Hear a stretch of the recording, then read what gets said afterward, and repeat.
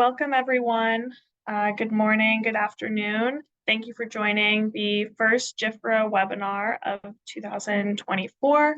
We're thrilled to be welcoming you back to this series. Before we get started, I just have a quick slide to share on the question and answer function that you'll see at the bottom of your screen. Throughout the webinar, please feel free to use this function to ask questions, and those will be answered at the end of the webinar during the moderated question and answer with our presenter and our GFRA executive committee members. I will throw it over to Dr. Melanie Choutre to introduce our speaker.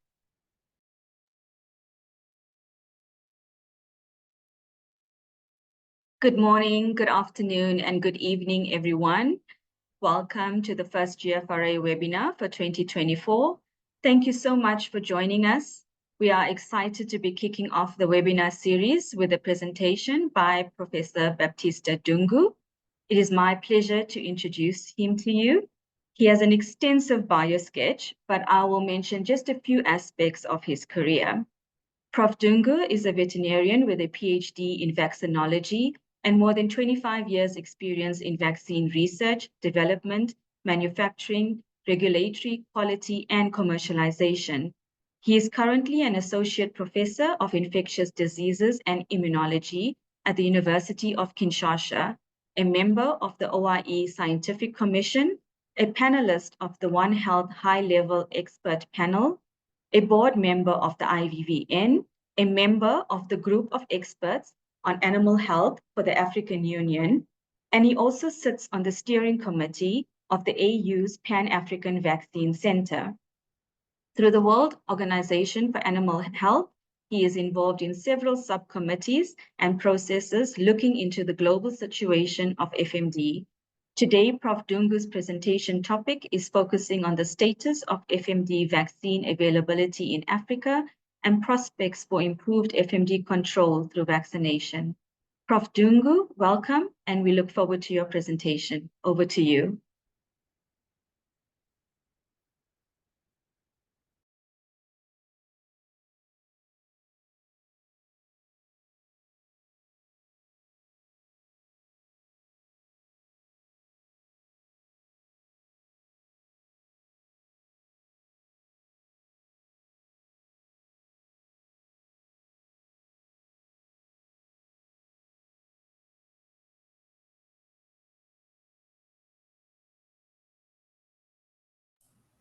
Sorry, I was struggling to unmute myself. Thank you very much for the introduction, and I will try to share the presentation from my side.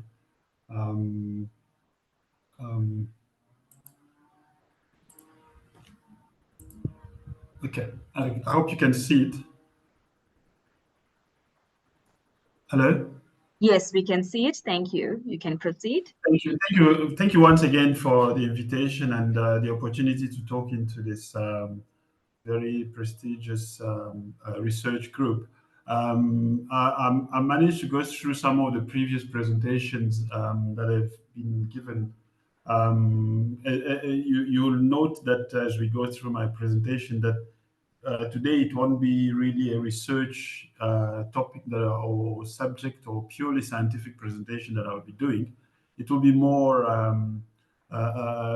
subject for thoughts, food for thoughts to the scientific community that you are, and also for those that are very attached to the African continent or from the continent to have some thought on how we could improve things with foot and mouth situation on the continent. So basically, I'll be talking on things that you certainly are very familiar with in terms of the foot and mouth and its impact. And then the importance of vaccines, FMD vaccines, the challenge that are currently faced with the availability of the vaccine, and then a few opportunities on the way forward. So again, like I said, most of the information I'll be giving is things that are familiar to you. But I always get fascinated when I see the figures in terms of the impact of FMD, which sometimes we tend not to see visibly through our daily life. But it has been estimated the impact it goes to billions of dollars, like you can see the figures on that slide. And then in case of an outbreak, just in case of an outbreak in a free country or zone, the losses can go up to that figure of 1.5 billion. And these fascinating figures of an estimation done in Australia, in case of an outbreak, how it will cost them, what it will cost Australia after the outbreak to regain all the status. It's staggering numbers, as you can see there. So we're dealing with a very important disease. In Africa, it's quite endemic, as you know. If you look at a map of the WOHA, only few Southern African countries are free, as you know. The rest don't have a status. But in the case of FMD, those that don't have status are generally endemic.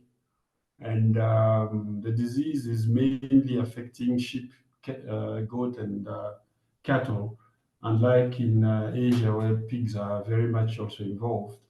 And then buffaloes in Southern Africa, as you know, and Eastern Africa play an important role in the disease epidemiology. I saw some interesting data from a review conducted by a group in Uganda who did a systematic review and meta-analysis of a number of articles in recent years. I don't know what it has been. It was a pre-publication that I saw, but they came to the conclusion that the pool seroprevalence of FMD in Africa is 16%, which is quite high, I guess, given the endemicity of the situation. And interesting information is also the population of susceptible animal in Africa, which is, as you can see on the table, has gone quite high. We're talking of more than 380 million cattle and sheep and goat, as you can see. So according to Ag Result, which is a program probably many of you are familiar with, the losses of due to FMD are estimated to be 2.3 billion annually, and most of these they are really focused in sub-Saharan Africa. And I wouldn't tell where the figures came from, but I mean it's what is in the public domain. And interestingly, also, if you look at this paper from Jonathan Rushton from 2013 already, the level of vaccination in Africa was already fairly low, as you can see on the last column there. I don't know if you see my cursor. 5.5% vaccination rate in an endemic situation. When you compare to other regions, it's quite low. And like I said, this paper was published in 2013. From my assessment, the situation has gone worse. The cattle population has gone up, as we saw on the other slide, but the percentage probably has gone down. If we look at the WOHA's country declaration of 2017, you see already that only Southern African country had free status to FMD. And like I said earlier, those without status are generally endemic. And in 2022, things went worse because South Africa, we lost our free status and we haven't been able to recover it since. But what is also interesting in this two slides is if you look at regions like South America or Central Europe, Asia, they've moved into more country having, for example, officially obtained a free status with vaccination, which we don't have yet on the African continent. So it shows progress in those regions and not much on the African continent. which is something concerning, but it will be understood as we move further. So Southern Africa, like I said, the only part of the continent where we have 3 zones or countries, Namibia and Botswana having zonal freedom, the north being considered as a non-status region. And we're also familiar with the situation with the virus, the FMD virus, that we have at least 4 of the 7 pools represented on the continent, with a wide range of topotypes and strains, most of which are not cross-protecting, as you know, posing more and more problem. And there's still more movement happening at the moment. In Southern Africa at the moment, we're having a lot of emergency meeting on the scare for the type O that is spreading down. So the situation is quite affecting countries that have been free, but for the other country, there's not much movement toward controlling the disease. And we know also that the vaccine that we use at the moment, which is still the inactivated virus, where the important part are the 146S virion particle, that basically the empty virus free of non-structural protein that is used in the vaccine. And the process of which, as you know, is extremely expensive to conduct, hence the limited vaccine production even on the African continent. And of importance, obviously, is the 3-MBC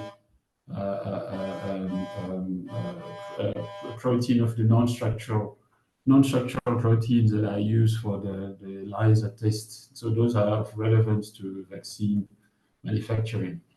And also, just something also you're familiar with, surely with, is the fact that luckily for FMD, humoral immune response is more important, and in the immunity to the infection, which gives also a good opportunity to monitor the disease through serology instead of complex methods.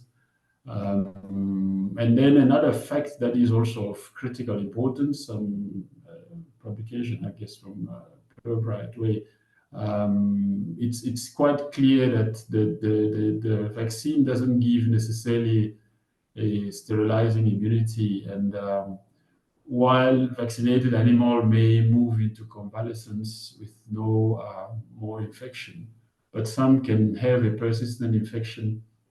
And this could be seen in case of poor vaccination or vaccination with strains that may not be matching. So vaccination is a critical element in the control of FMD, and it has to be done properly with matching vaccines and according to schedule that are provided by the manufacturers. Unfortunately, in Africa, most of the vaccines that are in use are still aqueous vaccine. We'll see it later.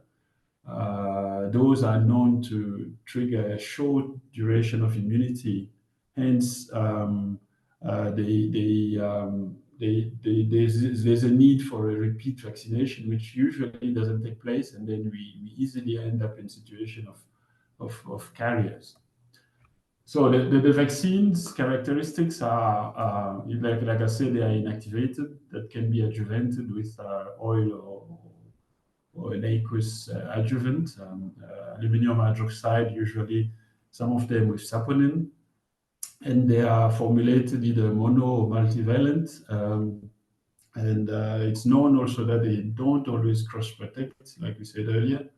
There may be some strains like the Omanisa that has a broad spectrum to all serotype O, but most of the others, especially the sets that are common in Africa, don't have, even within the same pool, you don't get cross protection. And then the protection may vary. and then we know also that the disease will prevent, could help, will not prevent clinical disease, not only prevent clinical disease, but it can help also in controlling transmission in case of an outbreak. So clearly, there's no sterilizing immunity with the vaccination. Inactivated vaccine may decrease viral shedding and clinical signs. What is very important, like I said earlier, not all local viral strain can be developed into a vaccine. There's a process that manufacturers know, which is virus adaptation.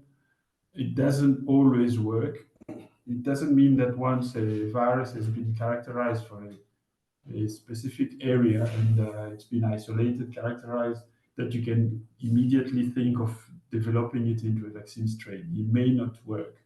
Then you need to look into a matching strain, and that's one of the key problems that are behind vaccination failures and lack of vaccination at the moment in many parts of the African continent. We know also the importance of DIVA. Likely for the FMD inactivated virus, you can get rid of non-structural protein through complex processes. Then you can hopefully have a DIVA phenomenon. So if we look at now vaccine manufacturing on the continent, we've been privileged in the veterinary world that most of African countries have, in a way or another, vaccine manufacturing capacity.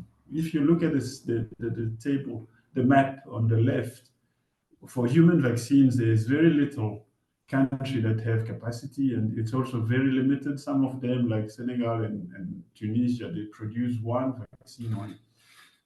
There's very little human vaccine expertise, whereas almost all countries in Africa have produced, in a way or another, veterinary vaccine. So you would expect that, you would hope that maybe we have more production, but that's not the case. And most of these vaccine manufacturers are state-owned companies that have really, over the years, gone through difficult times and they struggle to produce. Some of them don't produce anymore. There's been new entrants, private company that have come on board in South Africa, Tanzania, one company there, in Egypt and Morocco. But the rest are state-owned companies, and the capacity is very, very limited, and that has had an impact also in the production of the vaccine. And if we look at FMD, there are only three countries that have manufacturers on the continent.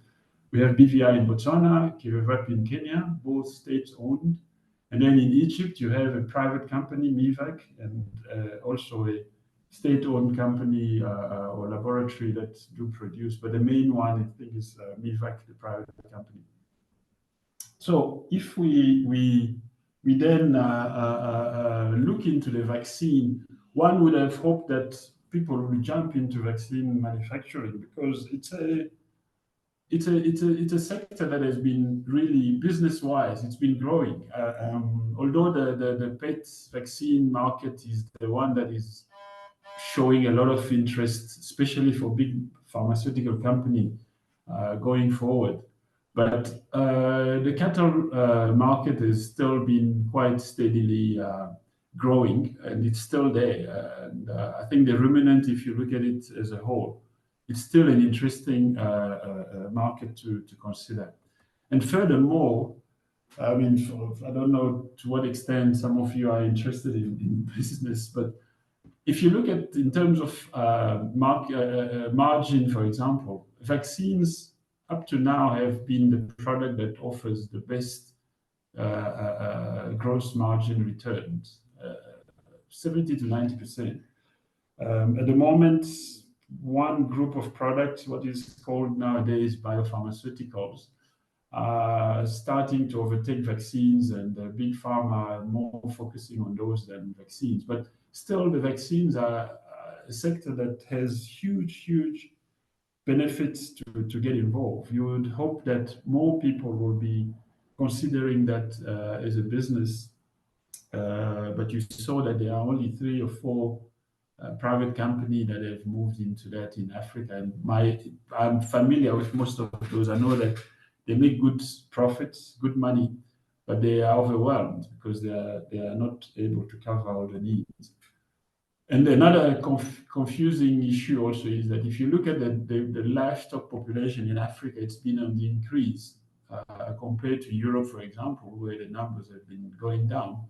But then the paradox is that the market is growing more in those markets in Europe, North America, rather than in Africa, where the market has been not growing at all or staying stationary.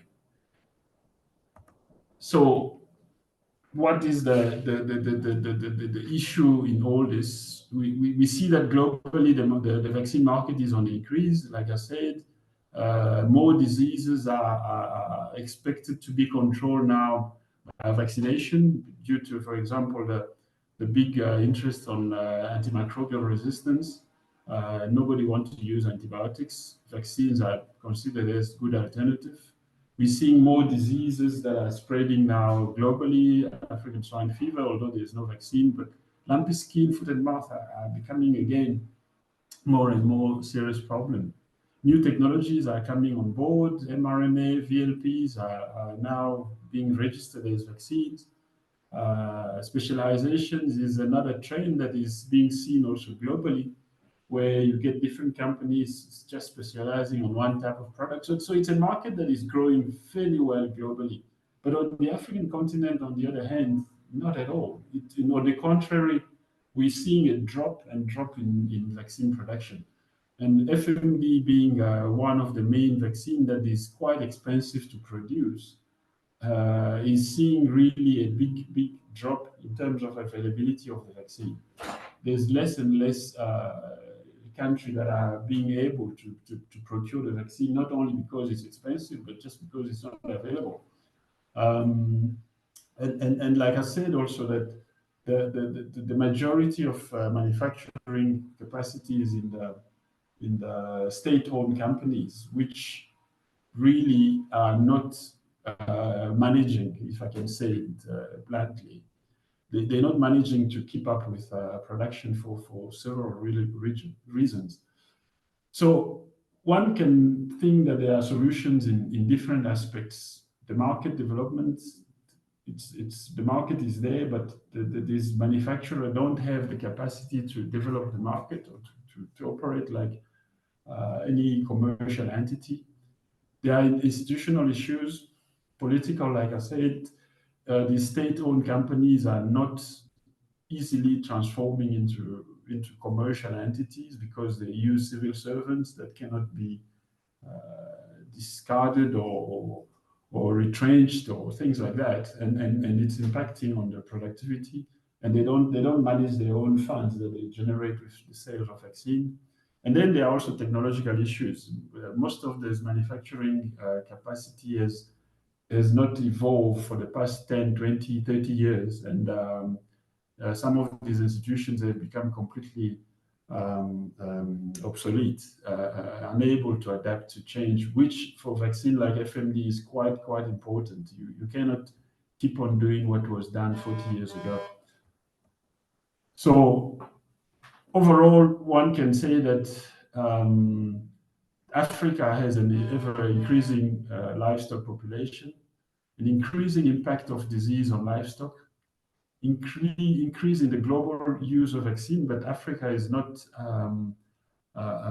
progressing in terms of vaccine availability. Vaccine adoption, which I'll define what I mean by vaccine adoption, is still a big challenge. So the key question is, again, like I just said now, how do we improve vaccine adoption and what it will take to go through improving vaccine adoption. So when I used to work in government a few years ago, we after several thinking process, we came with what we call the definition of vaccine adoption. So it's an equation where if you consider vaccine availability, vaccine access, and vaccine demand, that's what constitutes vaccine adoption. And then the definition of availability is that it refers to the existence of the product itself, the appropriate, efficacious, and safe vaccine being commercially available.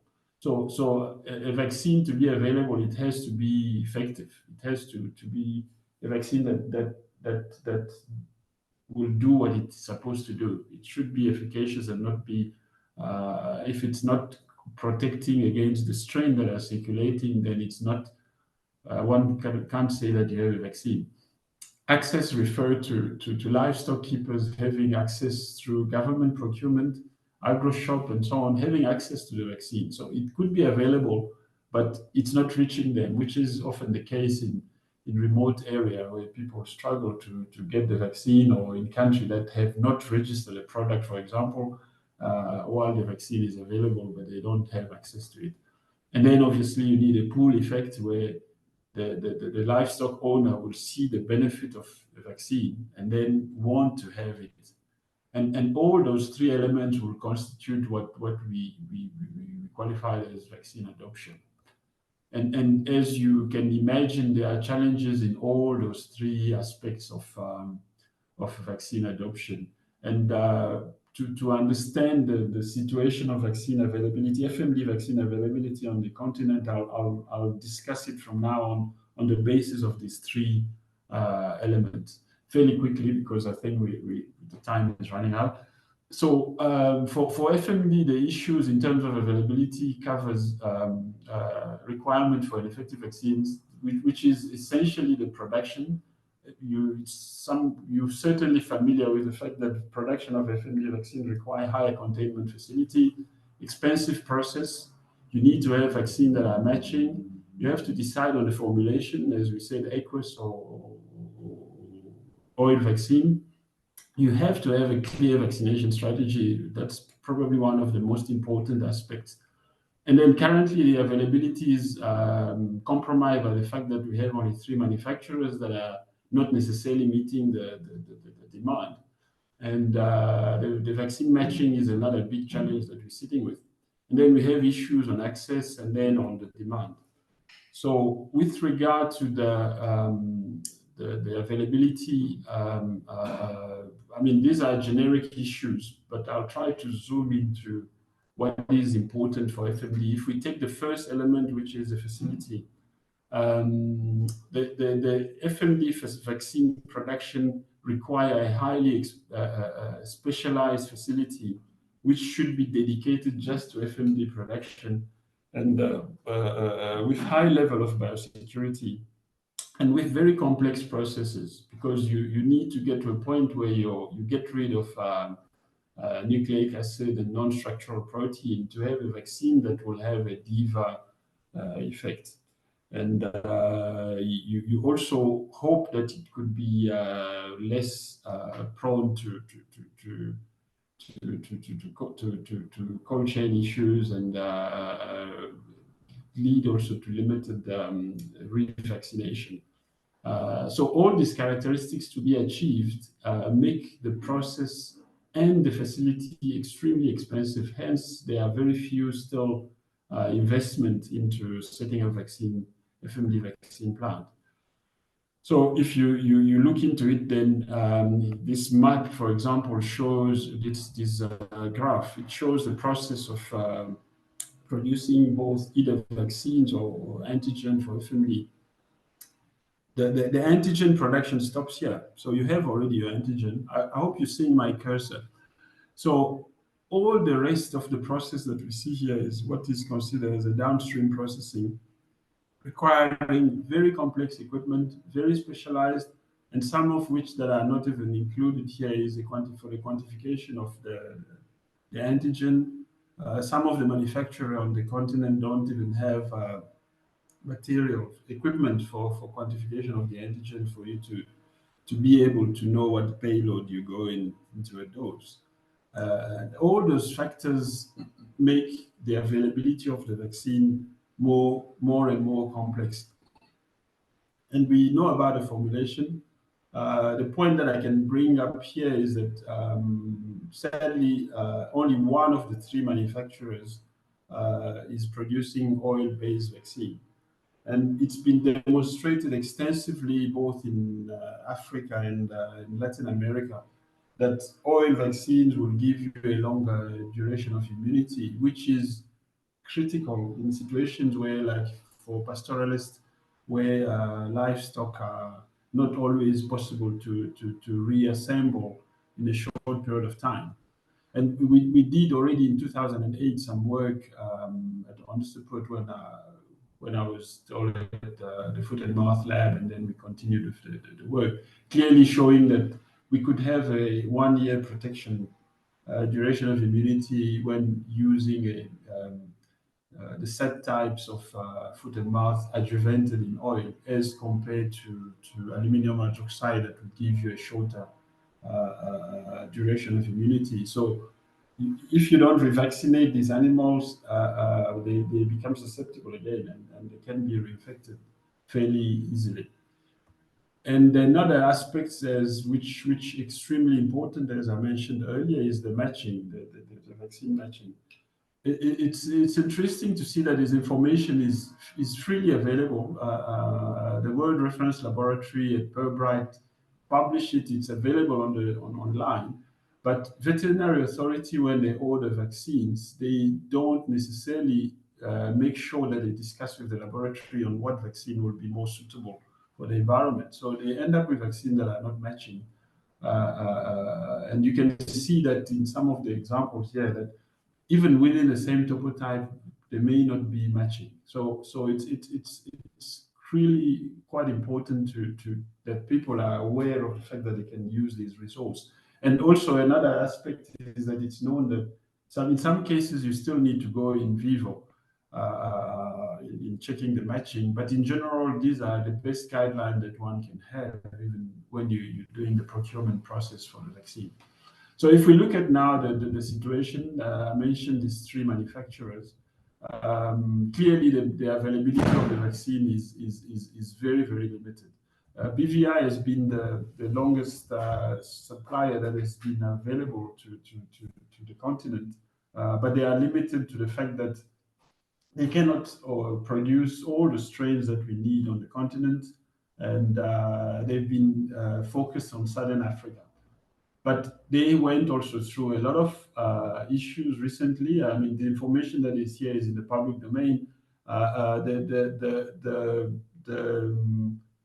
annual reports that are available, that were published by BVI until 2019. This is the 2019 annual report, an annual financial report.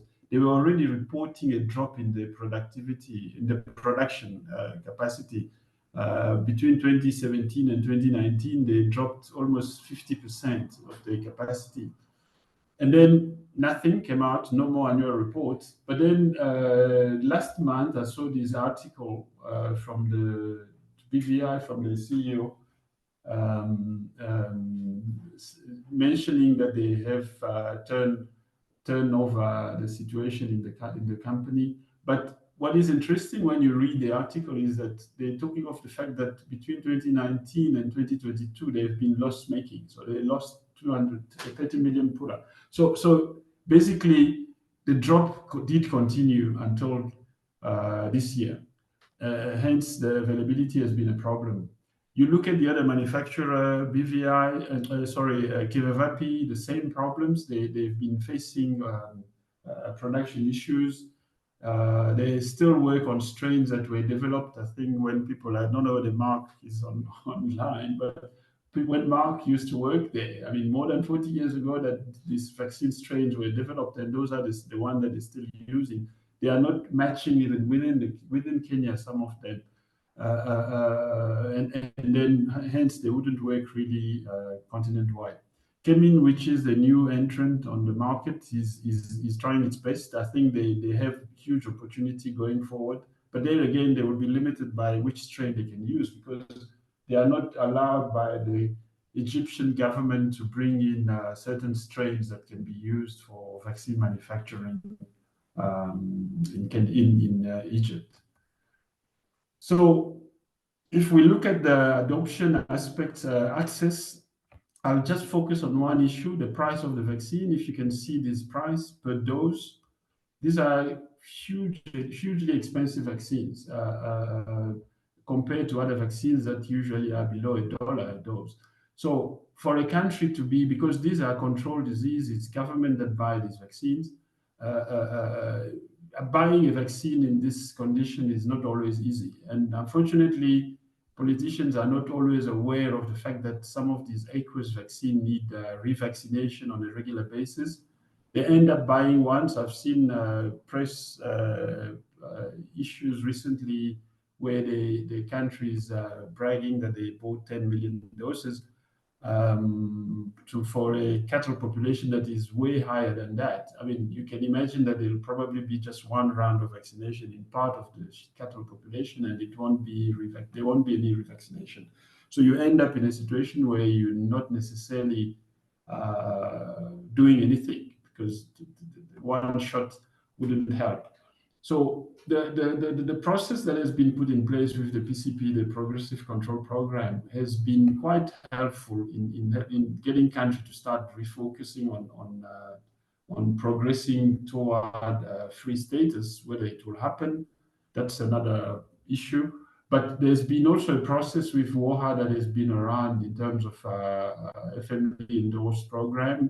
In Africa at the moment, there's Morocco and the north of Namibia that have embarked on the FMD endorsed program, leading them to hopefully to freedom. But all these processes require strict use of good vaccination programs. And you can see on the African continent, there are countries that have moved to stage 2, but from stage 2 to stage 3, it's not happening because that's where things become more costly and complex in terms of, among other things, vaccination program. You need to have the right vaccine and have clear vaccination strategy that will lead to elimination of the infection. So now, in terms of addressing the problem, what are the key issues that one need to look at? One point that I found always staggering is the fact that vaccinations is conducted usually when people hear that there's an outbreak. The government mobilize resources and so on, they buy the vaccine, but then they would vaccinate in an area and then everything goes quiet. So the important point to always look at is why the vaccination is taking place. What are the objectives of the vaccination? Is it for freedom, or is it for country that have an official program, like I mentioned earlier, or is it part of the PCP? But unfortunately, most of the cases are just reactions to outbreaks or to ongoing endemic situations that are occurring in the country. And unfortunately, this is the situation with most of the countries that are in stage 0 to 2, which basically is the whole continent except Southern Africa. So the importance of knowing why the vaccination is being established is there. It's really important that country look into that. So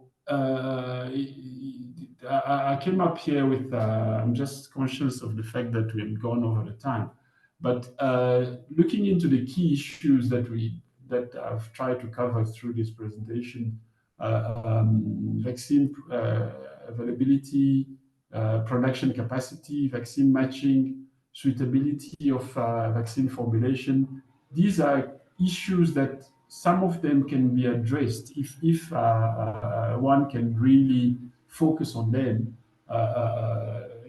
Country can start clearly looking into what vaccination strategy they want to put in place. Do they want to eliminate the infection? Do they want to control the disease in an endemic situation? Or they want to create free zone in the country? That should be the fundamental part to go into before starting to think of vaccination just as a way to just go to give the impression that control is taking place. There are aspects also in terms of price, which unfortunately is the reality. Hence, I think it's important that vaccine is procured with the intention of really addressing what the needs are, the objectives, and also to comply with the strategy that the country would have adopted. So when it comes to awareness, I think the awareness need to take place at all levels, from veterinary service all the way to the farmers, to know why vaccination can be practiced, what are the alternatives, and what is the aim, what is being aimed at any vaccination process. So I try to really go very quickly now, and maybe just to finish, the take home messages is the fact that there is currently an acute shortage of FMD vaccine on the African continent. That's really the characteristics of what we're sitting with at the moment. There's a need to define vaccination strategies and objectives. And then vaccine matching is with the process of virus adaptation are extremely critical, and that's where maybe this alliance can be of help to see what are the technology. There are technology that have been published on how to adapt certain strains, but very few, I think, have been adopted by manufacturers, and I think it's area that are quite critical. And I also mentioned the importance of diagnostic capacity and work with reference laboratory, WOHA reference laboratory, which are always willing to assist country, but people sometimes don't know that they can get certain service through them. So with that, I think I will end my presentation, and sorry that I've gone over time. Thank you. Thank you very much, Prof. Dungu, for that very interesting talk on FMD vaccines with regards to the African perspective. We will now open the floor for questions, so please post your questions in the Q&A box. But before we go there, perhaps I could ask you a question first. You have a role with the African Union's Pan-African Vaccine Center. So what role could African institutions like PanVac play in boosting availability of effective FMD vaccines? Okay, thank you. Thank you for the question. You're right. PanVac is a critical institution in Africa. We're lucky that we're the only continent, I think, that has a structure that look into the vaccines that are brought into the continent. One area already where PanVac, I know that PanVac in recent year, they've eventually signed an agreement with Pirbright, and Pirbright has been assisting them quite extensively with diagnostic capacity, and which I hope could go all the way to vaccine matching. And I think at the moment we're seeing a lot of vaccines coming from outside, FMD vaccine coming from outside the continent, which are not necessarily checked to a point that they would be matching with what is occurring in the country. And I think if that role can be taken up by PanVac, it will already resolve a lot of problems that they not only look into the quality of the vaccine, but they also look into the matching and aspects of the FMD vaccine that is being imported. So that's one aspect that I would say is critical, which PanVac could get itself involved with. Thank you. Thank you for that. Giselle, over to you.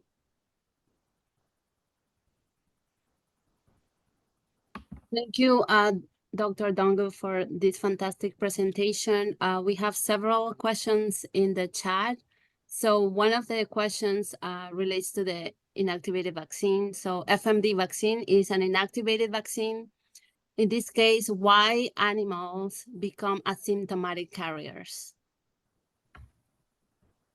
Okay, very good point. I did mention that the vaccine doesn't cause sterilizing immunity.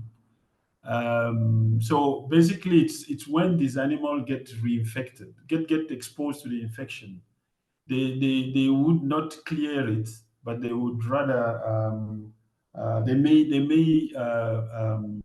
not show the clinical disease. So through the vaccination that they would have had, there wouldn't be manifestation of the disease clinically, but the infection will remain. They won't clear the infection, but they will carry the virus So the vaccine doesn't sterilize the animal to prevent any further infection. Thank you. Melanie? Okay, we'll move on to a question or a few questions from Alejandra Capozo. Is FMD a genuine concern in the continent, or is it important for some countries or regions? Have the ultimate benefits of applying efficacious FMD vaccines in Africa been assessed? There should be massive vaccination with matching vaccines to control the disease in the continent or even within regions. This approach entails a huge money investment. Are the benefits of such investment clearly identified? Yeah, I think that has been a long debate on the continent in terms. It's a very, very good point that you're raising, Alexandra. That it's a point that has been really raised several times. That is really FMD has been seen as a commercial disease where doesn't seem to have a direct impact on the farmer. So he doesn't see the benefit of clearing the infection, because the animal, the few that get sick, they recover, life goes on.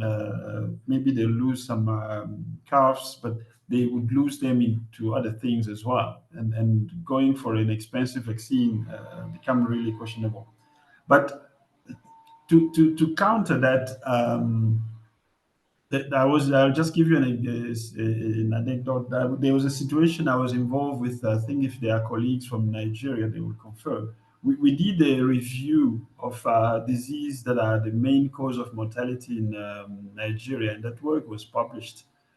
We were all shocked to see that, and these were interviews that were conducted in different well-structured study, epidemiological study, different community were interviewed, and large number of interviews. And foot and mouth came number one in terms of the main disease that the farmer considered as the cause of mortality. We were all surprised. We were all shocked. The data were cross-checked and so on, and it has been confirmed. And more we're seeing the disease causing economic losses in many part of in many countries. And in parallel to that, a lot of countries in Africa, because of the high livestock cattle population, they're embarking into exports. And for exports, foot and mouth is becoming a critical element for them. So the debate in terms of what is called a commodity-based trade is really resurfacing quite high at the moment. In South Africa, we're in the middle of that. So we need to really reassess the impact. And the sad part is that the FMD affect, unfortunately, more poor community than the commercial farming sector in terms of their access to markets, because they end up not being able to trade, to sell the animals at good price and so on. So I think it's a variable situation. Hence, some countries are looking into creating disease-free zone rather than embarking on full eradication, which may not be practical or possible, and the cost is extremely high. So I would conclude by the fact that I think it's a case by case in countries. Unfortunately, at the moment, the country have to move toward eradication, but each country need to assess its situation whether it want to embark on eradication or monitoring the disease or creating zones that are free. Thank you. Over to you, Giselle. Yes, we have a follow-up question from Toby Toothill. So for those countries in Africa, we have achieved freedom with vaccination. Is the benefit of FMD control clear in these cases? Well, officially, there isn't a single country in Africa that is free with vaccination. The countries that are free, they have, the main country, the big country that are free, it's zones that are free. They have an infected zone, for example, in In Namibia, it's the zone bordering Angola, which is it has no status, but the rest of the country is free without vaccination. So is Botswana also. The south of the country, as you saw on the map, is free without vaccination. So there is not yet a country that has applied for freedom with vaccination. And that would be interesting indeed to look at if it had to happen. But at the moment, there's no such country with such status on the continent. Thank you. We have a question from Mariano Perez. If you must choose one or two technological capabilities or resources related to FMDV control that should be implemented and driven by African countries as a start, which ones would you choose? Well, it's a tricky one. I think it depends on what we want to achieve. I mean, my concern, maybe it's my bias as a vaccine manufacturer, and I've moved more into manufacturing rather than research. I think our major problem is availability of matching vaccines. So we need to address that. At the moment, our production capacity is limited because the technology and the production processes that we have are so expensive that very few countries can embark. I saw again today, I see this regularly, many countries that announce that they want to embark into FMD vaccine manufacturing because they're struggling to get a vaccine. But then few months down the line or a year later or two, you don't hear about it anymore because then they realize the complexity that is involved in the production. But we know now with all the new technologies that are being already, some of the product, I guess they are getting to a stage of registration. The VLP's FMD vaccine or the vectored one, I think those will make the production cost of such vaccine much lower. I think that's a priority in my view. And the other priority, in my view, is to address the issue of matching strains, to get vaccines that will truly protect in the environment where they are. Well, I picked those two, but I think there are other priorities also that are critical in other regions. Thank you. We have another question, and this is related to vaccine strategies. What about the VSVRI? This is the governmental FMDV vaccine producer in Egypt, as it shares more than 80% of vaccine market in Egypt. Could you talk about this a little bit more, since you did not mention this particular governmental facility? Oh yes, I think I did, but I didn't write it on the text. I did mention the fact that in Egypt there are two suppliers, mainly for FMD. You have the government institution, which is the Serum Institute, the one that the colleague has just mentioned. So that one is is in existence, but I think you can correct me if I'm wrong. I've not seen them being involved in export. I think they cover mainly the Egyptian market, whereas MIVAC has been working toward exports to the rest of the continent, and that's why I mentioned them more, because they are playing that role. The Serum Institute is really focused on the local markets where they play a key role indeed. Yeah. I see Don hand has been up. I don't know whether he typed his question. Let's see. Yes, well, Donald Singh asks, do we really have fit for purpose FMD vaccine? Do we have what? Sorry. Do we really have fit for purpose FMD vaccines? Fit for purpose. Well, I think that's a point that has been raised, which is quite critical, but it has not been, I think, addressed because of lack of options of vaccine availability. I think to give an example, I think highly purified vaccines, for example, which is the train, are good for countries that are clearly in a situation or in epidemic situation or trying to clear an infection, but not necessarily for endemic situations where vaccination is practiced for those purposes. So do we need such vaccines in those conditions? Probably not. They're highly purified. So we need to look into, and I think another aspect has been really to look into more into matching and then creating some sort of regional pools of vaccines and come up with vaccination strategies that are looking into those type of regional vaccines and maybe also reduce overlook the high containment aspects of the production of the vaccine,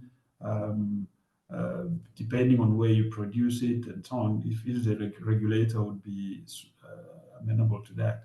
I think it's a debate that is extremely important to take place, especially now that we're sitting with this huge unavailability of the vaccine problem. So it's definitely a critical area. Yeah.